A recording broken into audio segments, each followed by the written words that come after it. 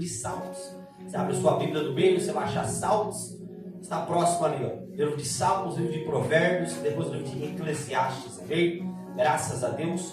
Bendito seja o nome do Senhor. O livro pequeno tem apenas 12 capítulos, mas Deus é fiel nessa noite. Livro de Eclesiastes, capítulo 9, versículo 4, para a honra, para a glória do Senhor, amém? Deus possa te abençoar nessa noite, em nome do Senhor Jesus. Irmã, essa idade aí não tem jeito, né? Essa idade aí não tem acordo. É bênção de Deus, amém? Livro de Eclesiastes, capítulo 9, versículo 4. Quem achou, diga glória a Deus. Glória a Deus. Quem não achou, pede socorro. Meu Deus, Jesus vai te socorrer. Graças a Deus. Alguém ajuda a irmã em nome de Jesus, amém? Livro de Eclesiastes, capítulo 9, para a honra, para a glória de Jesus nessa noite, amém? No Antigo Testamento, próximo ao livro de Salmos, amém? Deus é fiel, Deus é maravilhoso, Deus está conosco nessa noite, amém? Graças a Deus. Eu confesso aos irmãos que eu estou muito feliz, viu? Muito feliz aí que Deus trouxe essa consagração para as irmãs aí, é bênção de Deus, amém? Graças a Deus. Eclesiastes, capítulo 9, versículo 4, amém? Deu certo aí, gente? Graças a Deus. Louvado seja o nome do Senhor Jesus nessa noite. Graças a Deus. Eclesiastes capítulo 9, versículo 4. A palavra de Deus vai dizer assim para mim e para você nessa noite. Ora, para o que acompanha com todos os vivos, há esperança. Porque melhor é o cão vivo do que o leão morto. Porque os vivos sabem que hão de morrer, mas os mortos não sabem de coisa nenhuma. Nem tampouco eles têm jamais recompensa. Mas a sua memória ficou entregue ao esquecimento. Até o seu amor, o seu ódio, a sua inveja já pereceram. E já não tem parte alguma neste século, em coisa alguma do que se faz debaixo do sol. Vai, pois e come com alegria o teu pão, e bebe com o coração o teu vinho, pois já Deus se agrada das tuas obras. Em todo tempo sejam alvas as tuas vestes, e nunca falte o óleo sobre a tua cabeça. Goza a vida com a mulher que amas todos os dias da tua vaidade, os quais Deus te deu debaixo do sol, todos os dias da sua vaidade, porque esta é a tua porção nesta vida, e o teu trabalho que tu fizeste debaixo do sol. Os irmãos prestam muita atenção. Tudo quanto te vier a mão para fazer, faze-o conforme as tuas forças, porque na sepultura, para onde tu vais, não há obra, nem indústria, nem ciência, nem sabedoria alguma. Amém? Vou ler novamente o verso 10. Tudo quanto te vier a mão para fazer, faze-o conforme as tuas forças, porque na sepultura, para onde tu vais, não há obra, nem indústria, nem ciência, nem sabedoria alguma. Amém? Você toma tua assento glorificando o nome do Senhor, fazendo aquele som que o inferno não gosta nessa noite. Quando nós oramos, quando nós glorificamos, quando nós adoramos, o Senhor se manifesta ao nosso favor. Amém? Bendito seja o nome do Senhor. Meus irmãos, nessa noite especial, nós estamos aqui meditando nessa noite no capítulo 9 do livro de Eclesiastes. E meditando no capítulo 9 deste livro aqui, nós viemos aqui a ter o seguinte pensamento, a seguinte compreensão. Primeiro, como está a nossa vida? Segundo, como será a nossa vida após a morte? Quando nós olhamos para a Bíblia Sagrada, nós entrarmos lá no livro do Gênesis, nós vamos empreender e saber acerca do primeiro Adão. Como assim primeiro Adão, evangelista? Teve dois Adão? Sim, teve dois Adão. O primeiro Adão foi aquele para qual, lá no Jardim do Éden, o pecado entrou no mundo. O segundo Adão morreu de braços abertos em cima de uma cruz por mim e por você.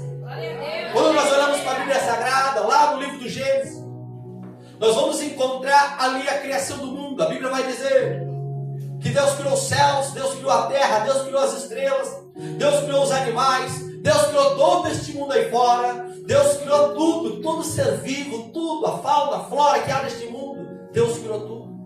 Deus criou as nuvens dos céus, Deus colocou os firmamentos da terra, Deus criou tudo. Mas a obra mais perfeita que Deus fez não foi o céu, não foi as estrelas, não. A obra mais perfeita que Deus fez está aí do seu lado, à sua esquerda, à sua direita. A obra mais perfeita que Deus fez foi o ser humano. A Bíblia vai dizer que Deus cria o ser humano, Deus cria Adão. E coloca Adão dentro do jardim do Éden.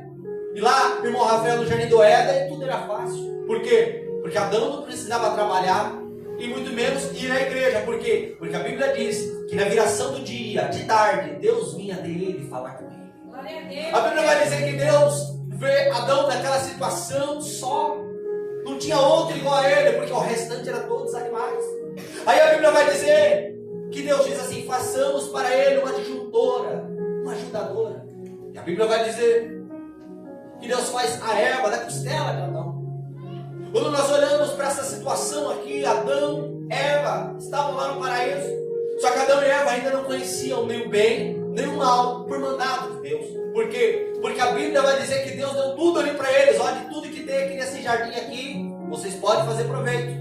Mas eu deixo para vocês uma ordem: da árvore da ciência do bem e do mal, vocês não tocam. Porque o dia que vocês comerem deste fruto, vocês vão morrer. É uma ordem de Deus. E desobedecer a ordem de Deus é o que acusa eu de pecado. Mas a Bíblia vai dizer que a serpente, a mais astuta das animalhas, vem se apresentar ali no jardim. Vem ali até a mulher, porque Deus tinha falado com o homem, não com a mulher. Chega até a mulher e diz assim: disse Deus que nada pode comer do jardim.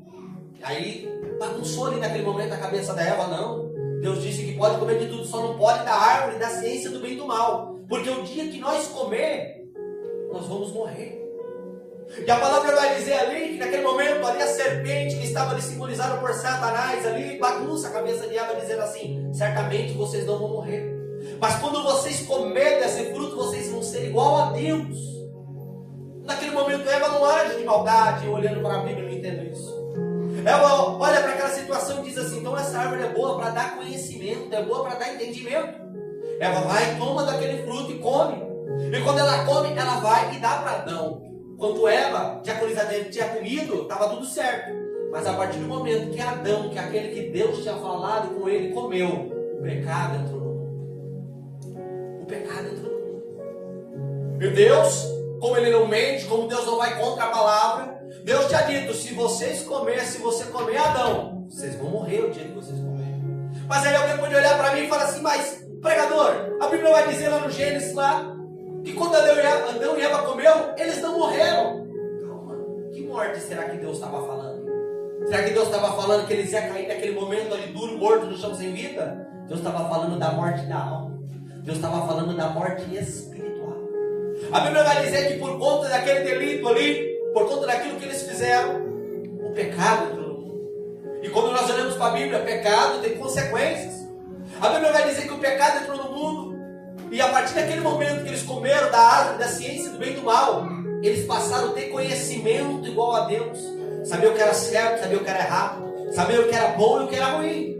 E a Bíblia vai dizer que ali veio a punição da parte de Deus, porque pecado tem punição. Tudo aquilo que fazemos de errado, para o homem da terra tem punição, imagina para Deus. A Bíblia vai dizer que ao homem, Deus disse assim: a partir de hoje, você vai viver do suor do seu rosto.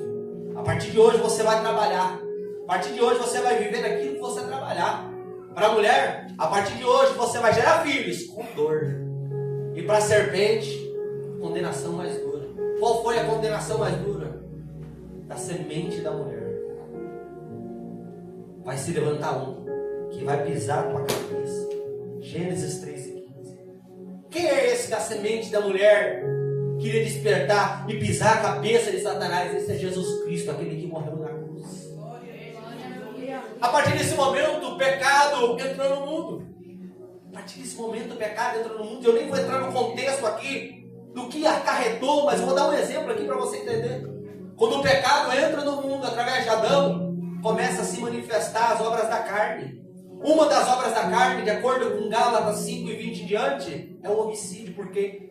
A Bíblia vai dizer que Adão e Eva se conhecem. Outra tradução: se ajuntam, se deitam na mesma cama, para você entender. E aí, Eva engravida. E Eva tem um varão chamado Caim. Ela novamente passa o tempo, os dois se relacionam novamente. E vai nascer outra criança, vai nascer Abel. A Bíblia vai dizer que Caim era lavrador de terra, era agricultor. e Abel era pastor de ovelhas. A Bíblia vai dizer que eles vêm até Deus para prestar culto para Deus, fazendo sacrifício para Deus. E aqui eu aprendo uma lição. Bom, eu aprendo uma lição aqui neste momento, que quando você vai trazer para Deus, você tem que fazer o melhor. Não é o mais ou menos. Por que, pregador? Porque a Bíblia vai dizer, Caim chega lá diante, irmã Eva, diante de Deus, pega o que sobrou. Pega o que sobrou ali diante de Deus. Agora Abel não, Abel pega a primeira parte. Abel pega a melhor parte para entregar para Deus. Sabe o que aconteceu? A Bíblia vai dizer que Deus desprezou a oferta de Caim e se atentou para a oferta de Abel. E ali naquele momento, Caim veio aquela situação que Deus se agradou dele, se agradou do irmão dele, não se agradou dele. A inveja entrou no coração dele. Olha os pecados. Primeiro pecaram lá no Jardim do Éden. Agora a inveja entrou no mundo. A inveja entrando no coração ali de Caim, entrou também com ele a ira, porque ele se irou. A Bíblia diz que o rosto dele mudou, o semblante dele mudou, ele ficou revoltado com aquela situação. E ali vai entrar o quarto pecado no mundo. E qual pecado foi ele? O homicídio. A Bíblia vai dizer que Caim se levanta contra a vida do irmão dele e mata o irmão dele. O pecado tem consequências. O pecado tem consequências. Ali entra o primeiro homicídio. Mas o que eu quero pregar para mim e para você nessa noite não é sobre o pecado. O que eu quero pregar para mim e para você nessa noite e voltar nossa mente a entender para onde irá a nossa alma. De acordo com a Bíblia, Romanos 6:23, a Bíblia vai dizer: todos pecaram e todos estão destituídos da glória de Deus. O que significa isso? Eu e você, se não fosse por Jesus Cristo, nós estávamos condenados, podia fazer o que fazer. Nós estávamos condenados à condenação do inferno. Mas porque Jesus veio a essa terra e cumpriu com Gênesis 3:15 e morreu naquela cruz, nós temos a oportunidade de salvação. Mas aqui, quando nós olhamos aqui para Eclesiastes capítulo 9, versículo 4, nós nos colocamos a pensar. E por quê? A Bíblia diz aqui no verso 4 aqui, ó, enquanto a vida há esperança. E se nós vemos os outros versículos adiante, Salomão está instruindo ao quê? A gente viver a vida, aproveitar a vida, mas fazer o que tiver que fazer em vida. A Bíblia vai dizer aqui no verso 10, tudo quanto te vier a mão para fazer, faze conforme as tuas forças. Em outras palavras, tudo que você tiver para fazer hoje, faz hoje, não deixa para amanhã. Tudo que você tiver que fazer, faz enquanto ainda dá tempo. Quando nós olhamos para a Bíblia, nós vamos entender que a nossa vida é como a linha na tesoura de Deus. Se Deus determinar que, ó, acabou a sua vida aqui, acabou. O fôlego de vida sai e a gente cai duro, morto no chão. Se Deus determinar que hoje, nessa noite, a gente não passa dessa noite, a gente não passa. Pregador, você está determinando morte? Não, eu estou ensinando Bíblia para você nessa noite. Aí o texto aqui diz assim, tudo que vier na tua mão para fazer, faze conforme as tuas forças.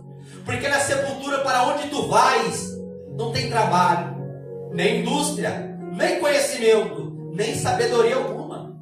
Isso faz eu e você pensar nessa noite, como está a nossa vida espiritual? Como está a nossa salvação?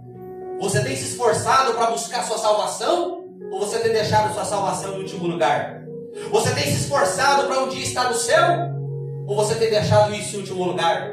Você tem se esforçado para um dia estar com Jesus lá na glória? Ou você tem deixado isso em último lugar?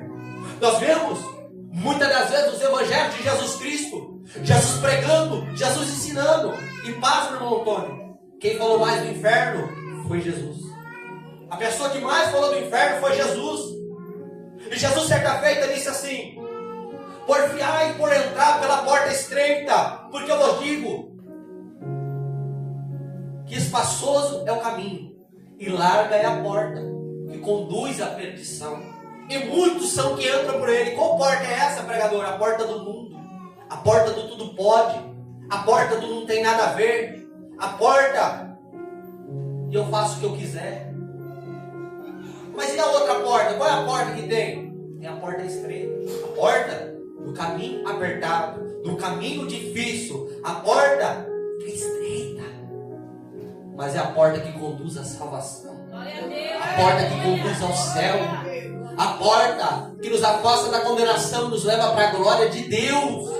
Existem dois caminhos. E quando eu olho esse texto aqui, ó, Salomão falando assim, ó, enquanto a vida há esperança, no versículo 4. E no versículo 5, porque os vivos sabem que hão de morrer, mas os mortos não sabem de coisa alguma. Nem tampouco eles têm jamais recompensa, mas a sua memória ficou entregue ao esquecimento. Você não já viu? Irmã Maria Raimundo, quando morre alguém famoso, passa até na televisão. Quando morre alguém famoso, talvez uma multidão vai lá, mas vai passar o tempo e vão se esquecer daquela pessoa que morreu. Se morreu alguém famoso, talvez por uns dias, quem sabe até um mês, vão falar da pessoa que morreu. Depois vão se esquecer dessa pessoa. O texto aqui diz para o meu e para o teu coração aqui nessa noite, a sepultura para onde tu vai, não tem nada. Eu poderia aqui falar acerca de dinheiro neste texto. Quantas pessoas estão apegadas no dinheiro, apegadas num carro, numa moto, numa propriedade. Quantas pessoas estão apegadas nas coisas da terra e deixam as coisas do céu de lado. Quantas pessoas. Eu me lembro que a palavra que Deus trouxe para nós na última Santa Ceia aqui em Itapinas foi a parábola da grande ceia. Pessoas que foram convidadas para estar na ceia do Senhor. E umas começou a inventar desculpa. Ah, eu casei, não posso ir. O outro, eu comprei tantas juntas de boi, não posso ir. O outro, eu comprei uma propriedade, não posso ir. Pessoas colocando as coisas do mundo na frente das coisas do céu. E aquilo leva a sua mente a pensar nessa noite, o que é primeiro lugar na tua vida? O que é primeiro lugar? Teu trabalho? Tua casa? Tua família? Teu carro? Tua moto? Teu dinheiro? O que é primeiro lugar na tua vida? Aquela pessoa que você é fã, primeiro lugar na tua vida? Ou primeiro lugar na sua vida é o Deus que quer te salvar? Ou primeiro lugar na tua vida, como disse Jesus, Mateus capítulo 6 e versículo 33, buscar em primeiro lugar o reino dos céus e toda a tua justiça, que todas essas coisas serão acrescentadas. Jesus ali cita coisas da terra, irmão Leonil. Jesus cita ali vestimenta, Jesus cita ali comer, beber. E Jesus dá um exemplo dizendo assim, irmão João Ivan, Jesus dá um exemplo assim, ó, tá vendo os lírios do campo? Como eles se vestem, o Pai Celestial veste eles. Eles mesmo, Salomão, com todo o dinheiro e toda a sua glória, se vestiu como um deles. Está vendo as aves do céu? Elas não semeiam, elas não plantam, mas o Pai Celestial alimenta cada uma delas. E Jesus vai dizer assim, vocês não têm valor mais do que muitos passarinhos? Jesus estava dizendo, se você se colocar a buscar a mim em primeiro lugar, eu preparo tudo o resto. Se você se colocar a buscar a Deus em primeiro lugar, o resto Deus vai preparar. Mas para isso, Deus tem que ser em primeiro lugar na tua vida. Deus tem que estar dentro do teu coração, você buscando a Ele, a tua salvação. Ei, entenda, a gente não brinca de vir para a igreja, não. A gente vem para a igreja aqui não é porque nós queremos, é porque é necessidade estar na presença do Senhor. É porque é necessidade adorar esse Deus. É porque é necessidade buscar a minha e a tua salvação. Quando nós olhamos para a Bíblia, nós vemos tantos exemplos daquilo que vai acontecer com pessoas que perderem a salvação. O que vai acontecer, pregador? A Bíblia vai dizer, capítulo 16 do Evangelho de Lucas, acerca do rico e do Lázaro. Quantas vezes vocês já ouviram falar isso? O rico tinha aquela vida maravilhosa na terra, se vestia de maneira regaladamente, comia do melhor, ia, irmã diaconisa Deus, assim, restaurante caro, tinha o melhor.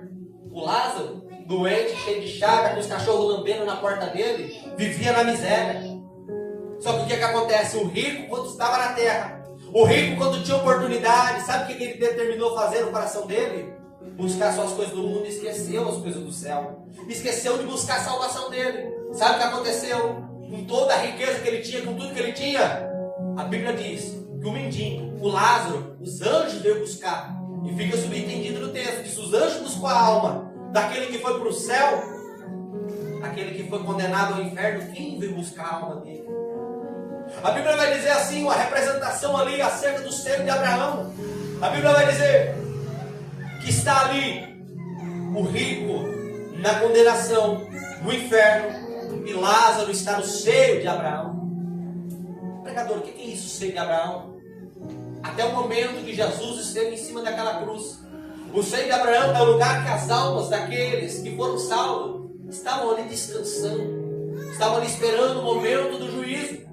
Mas agora, quando Jesus veio e Jesus subiu em cima daquela cruz, Jesus estava vindo ali para inaugurar o paraíso. Jesus estava ali em cima daquela cruz, ali se entregando para trazer a salvação para a humanidade. Naquele momento. E eu vou pasmar o teu coração. Sabe qual foi o primeiro ser humano que entrou no céu? No Ariel. Foi um ladrão que estava na cruz. A Bíblia vai dizer que Jesus está em cima daquela cruz. E tinha dois ladrões, à esquerda e à direita. Lucas 23. Está escrito isso na Bíblia. Acho que versículo 49. Tinha um ladrão à esquerda e um ladrão à direita. Um ladrão dizia: você não é o Cristo? Você não é o Cristo? Desce da cruz. Salva nós, salva você. Que nós creremos em ti. Um escarnecia. Um encheu o coração de Satanás ali naquele momento. Mas o outro olhou para Jesus e disse: Senhor, lembra-te de mim quando você entrar no teu reino. Ou seja, eu não sei se ia fazer dali 5 minutos, meia hora, 1 hora que eles iam morrer. Mas antes de morrer, ele reconheceu a Jesus. E a Bíblia vai dizer que Jesus vira para ele e fala assim: ó, você vai inaugurar o paraíso, oh glória. Você vai inaugurar o paraíso, por quê? Porque verdadeiramente eu te digo, hoje estarás comigo no paraíso. O ladrão inaugurou o paraíso. O ladrão inaugurou o paraíso. Aí eu olho aqui para este texto, olho para a Bíblia e penso assim: que tamanho que é o amor de Deus. Ei, nós seríamos condenados, mas Deus enviou o Filho dele para se entregar por nós, para que nós possamos alcançar a salvação. O preço já foi pago. Já foi pago. O preço já foi pago. Não foi pago com dólar, com euro, não. Com real, muito menos. Com peso chileno, muito menos. O preço foi pago, o precioso sangue de Jesus em cima daquela cruz. Pela alma de você que está aí, pela minha alma e pela alma de tantos anos que estão aí fora neste mundo afora. O preço já foi pago. A minha, a tua parte agora é apenas seguir o Mestre. Apenas buscar a salvação. A Bíblia diz, Mateus 24:13, aquele que perseverar até o fim será salvo. Não é aquele que para na metade do caminho. Não é aquele que abandona o barco na metade do caminho. É aquele que vai até o fim que vai ser salvo. Aquele que vai até o fim vai ser salvo. Quando nós olhamos para a Bíblia, a gente vai aprender que as pessoas do mundo não têm esperança. Não tem. E o crente tem. E aqui você vê a diferença. Malaquias escreveu dizendo assim: e vereis a diferença entre o que serve a Deus e o que não serve, entre o justo e o ímpio. O ímpio deu tudo errado, quer passar corda no pescoço. O ímpio deu tudo errado, quer pular da ponte. O ímpio deu tudo errado, quer se afundar na bebida, na droga, na cachaça, quer acabar com a vida dele. E o cristão? E o justo? O servo de Deus sabe que hoje deu tudo errado, mas eu tenho um Deus que amanhã pode fazer tudo dar certo.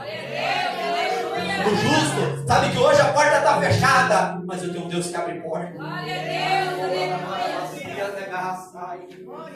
O justo sabe que hoje o gigante está na minha frente, mas o Deus que eu sirvo pode derrubar o gigante. O justo sabe que hoje a muralha está na minha frente, mas o Deus que eu sirvo derruba a muralha. Ei, a esperança da igreja é a salvação da igreja. A esperança da igreja é Jesus. Paulo vai escrever aos Tessalonicenses, capítulo 4, verso 13 a 16, dizendo assim: meus irmãos, eu não quero que vocês sejam ignorantes acerca dos que dormem, ou seja, daqueles que morreram. E aqui nós vamos aprender uma lição muito importante. Porque se nós cremos que Jesus morreu e ressuscitou,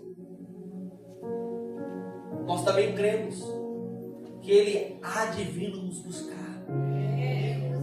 A Bíblia vai dizer que Paulo vai escrever dizendo assim: vocês não sejam como aqueles do mundo, como as pessoas de fora, que não têm esperança. Porque se cremos que Cristo morreu e ressuscitou, Ele há de nos trazer novamente para Ele. E aí Paulo vai escrever dizendo assim: só que nós não precederemos os que dormem. E aqui está a lição que eu quero que você entenda. O servo de Deus, que morre buscando a Deus, que morre na presença de Deus, que morre até o fim com Cristo, sem negar Ele, buscando a Ele, ainda que esteja vivo, ainda que esteja morto, a salvação dele é garantida. Pregadores, se Jesus não voltar enquanto eu estou vivo, se você perseverar até o fim, você vai ser salvo. Você vai ser salvo. Aqui nesse texto eu aprendo isso. Vocês não vão preceder, ou seja, vocês não vão primeiro. Acerca dos que morreram, os que morreram em Cristo ressuscitarão primeiro. E nós, se eu fosse você, preparava a sua glória. E nós que estivermos vivos vamos ser arrebatados. E nós que estivermos vivos vamos ser arrebatados. E aqui eu olho para Salomão escrevendo assim: enquanto a vida há esperança, entenda. Se você morrer longe dos caminhos do Senhor, se você morrer na incredulidade, dureza de coração, pode ir eu lá, pode ir o bispo, pode ir quem for lá, a sua alma vai se perder biblicamente falando, julgando a luz da Bíblia. Morreu na incredulidade, morreu sem buscar salvação, morreu longe de Deus, a alma vai se perder. A alma vai se perder. Muitas das vezes você já ouviu falar, mas eu vou falar mais uma, porque eu tenho que pregar. Ezequiel, capítulo 18. O povo inventava um provérbio, irmã de Acolisaeude. Um provérbio dizendo assim, vamos traduzir para você entender. Filho de peixe, peixinho é. Como acontece com o pai, vai acontecer com o filho. Como acontece com o filho, vai acontecer com o pai, para você entender. Mas aí Deus vai falar na boca do profeta dizendo assim, não é assim não. Em Israel nunca mais vai falar esse provérbio. Por quê? Porque se o filho pecar e o pai fazer o que é reto, a alma do pai se salva e o filho vai ser condenado, a alma vai ser destruída. Mas agora, se o pai viver na incredulidade, fazer o que é errado, e o filho fazer o que é justo, o pai vai se perder e o filho vai ser salvo. O que você quer dizer com isso? Depende de você enquanto você está vivo. Se o seu marido não quer buscar Deus, busca você. Se o teu filho não quer buscar Deus, busca você. Se a tua esposa não quer buscar Deus, busca você. Se alguém da tua casa não quer buscar Deus, seu pai, tua mãe, busca você. Você se salva. Você se salva. Você se salva crendo em Jesus e buscando a Ele. O texto diz assim, quanto a vida é a esperança. Muitas das vezes as pessoas olham para a igreja e dizem assim, mas que lugar chato. Que lugar chato. Quando eu estiver mais velho, porque eu ainda sou novinho, sou novinha, eu vou buscar a Deus. Aí eu olho para a Bíblia, Provérbios 27, dizendo assim, não presumas o dia de amanhã, porque você não sabe o que há de ver. Aí eu olho para Mateus 6,34, Jesus dizendo assim, não presumas o dia de amanhã. Você não sabe o que há de haver nele, e cabe a cada dia o seu mal. Ei, não pensa que porque está arrumado para amanhã você trabalhar, se não for da vontade de Deus, amanhã você não vai. Quantas vezes você faz plano dizendo assim, cadê a diabolizadinha? Quantas vezes eu vejo ela falar isso? Nossa, eu planejei que segunda-feira eu vou fazer isso e aquilo. E não faz nada do que falou que ia fazer. Ei, a tua vida está na mão de Deus, está na direção de Deus. Enquanto nós temos tempo, enquanto nós temos vida, nós temos que buscar a Ele. Temos que buscar a Ele, por quê? Porque tudo quanto vier à tua mão para fazer, faze conforme as tuas forças. Porque na sepultura onde tu vai, não tem trabalho, não tem indústria, não tem conhecimento, não tem sabedoria. Porque a sepultura que está preparada para o homem não tem nada. As pessoas às vezes se matam de trabalhar, deixa a salvação de lado. E quando morrer, o caixão não vai ter gaveta. No caixão não vai entrar propriedade, não vai entrar carro, não vai entrar moto, não vai entrar dinheiro. A sepultura onde o homem vai, como a Bíblia diz assim, como Jó disse, nu saí do ventre da minha mãe, nu tornarei para lá. O que significa isso?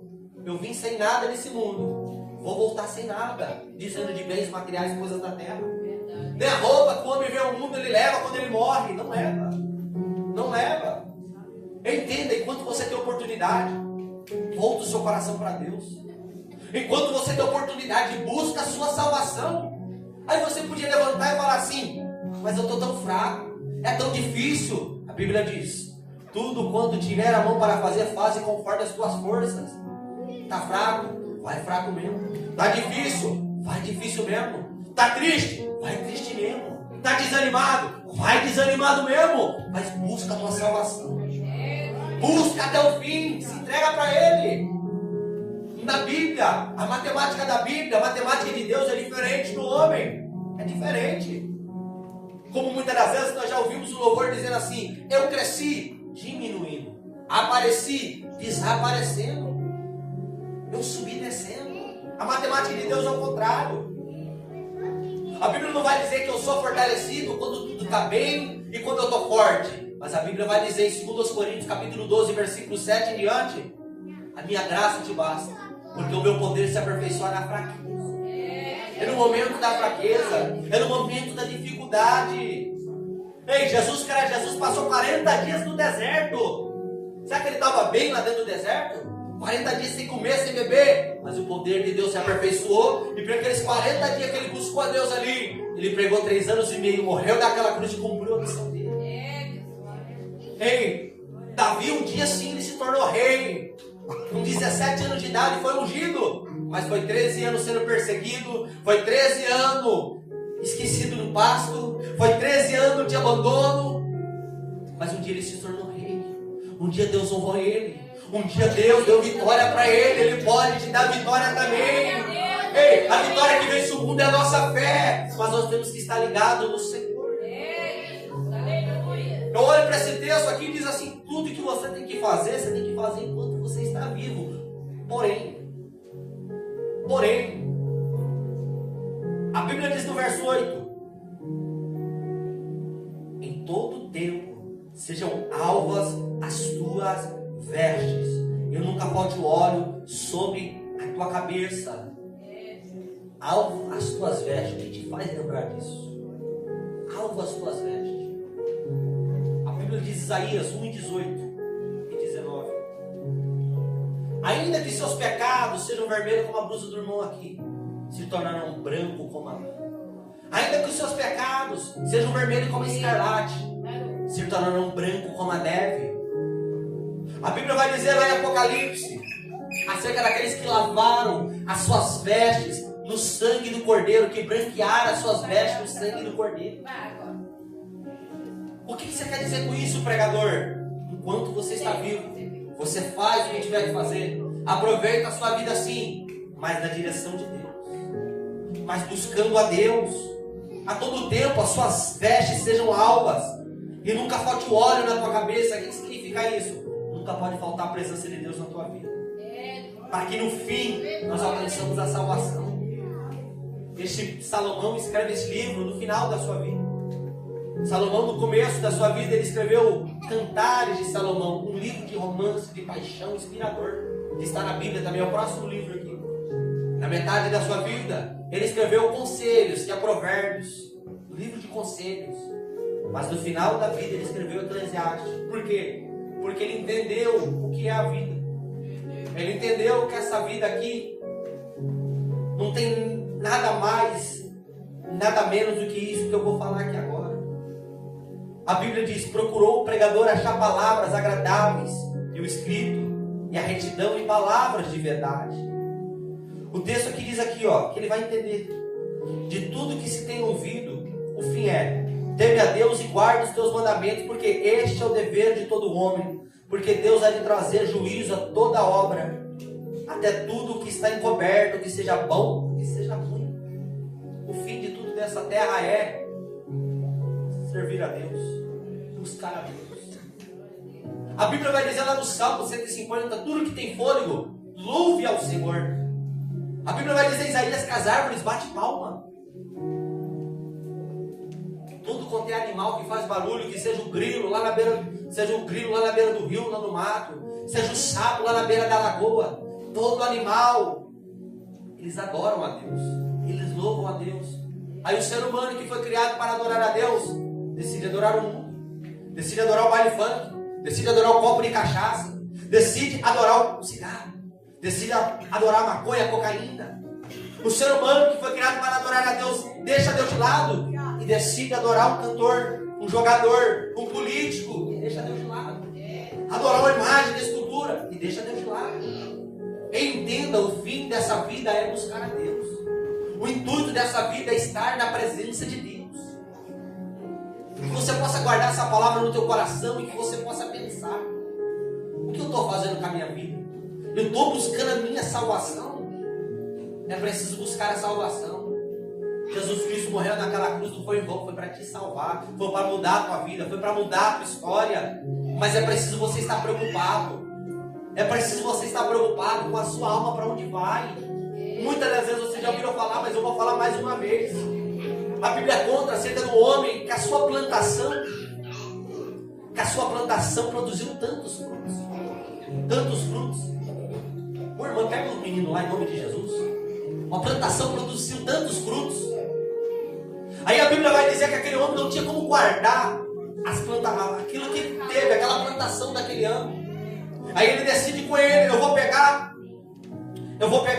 derrubar os meus celeiros, fazer celeiros maior e guardar as minhas novidades. Aí a Bíblia vai dizer assim, que aquele homem faz conforme ele falou. Aí ele pega e ele decide assim.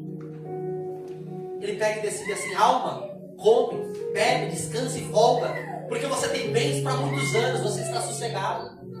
Mas aí a Bíblia vai dizer assim, que Deus vê aquele homem que diz assim: louco, nessa noite pedirão a tua alma. Para quem está preparado? Para quem será? Que você possa preocupar para onde vai a tua alma. O caminho são dois caminhos. O caminho são apenas dois caminhos, não tem outro caminho. Ou é o céu ou é o inferno. Ou é a glória, ou é o tormento eterno. Muitas das vezes vocês já ouviram falar, mas eu preciso falar diante dessa palavra. Daniel capítulo 12, versículo 2. O profeta Daniel profetizou assim: no final dos dias, muitos vão ressuscitar. Uns vão para a glória, outros vão para o discípulo eterno. Tem uma salvação te esperando, mas também pode ter uma condenação te esperando. Tem um céu te esperando, mas também pode ter um inferno te esperando. A decisão é sua. A oportunidade é sua. Você tem uma oportunidade que muitas pessoas não têm. Que oportunidade é essa? Muitas pessoas não conseguem, irmã, de entrar numa igreja e ouvir uma palavra. Muitas pessoas estão internadas no hospital, muitas vezes presas na incredulidade dentro das suas casas. Você tem a oportunidade de ouvir uma palavra. Tem a oportunidade de se entregar a esta palavra, a esse Jesus que eu te prego. Creia, Jesus quer te salvar. E para eu encerrar essa mensagem nessa noite, Jesus disse: o Filho do Homem veio buscar e salvar aquele que se havia perdido. Não olhe para você e pense: eu sou pecador, o que Jesus vai querer comigo? Porque Jesus morreu pelos pecadores. Não olhe para a sua vida e diz assim: eu fiz tanta coisa errada, o que Jesus vai querer comigo? Porque Ele veio por esses. Ele diz: não necessita de médicos que não são, mas sim os doentes. Eu não vim pelos justos, eu vim pelos pecadores para levar eles ao arrependimento. Tem salvação para você, tem jeito para você, tem mudança para você, mas você tem que querer, enquanto ainda dá tempo. Enquanto ainda dá tempo. É tempo de mudança, é tempo de salvação, é tempo de transformação, e é tempo de avivamento para a tua alma. Que Deus possa te abençoar nessa noite, pelo poder da palavra de Deus, em nome de Jesus. Amém? Você entendendo essa noite? Diga glória a Deus. Tem jeito para você? Diga glória a Deus. Tem solução para você? Diga glória a Deus. Tem jeito. Jesus quer salvar, mas o homem tem que querer. O homem tem que querer. A mulher tem que querer. Para que Jesus entre e mude a história. Amém? Dá as palmas para Jesus nessa noite.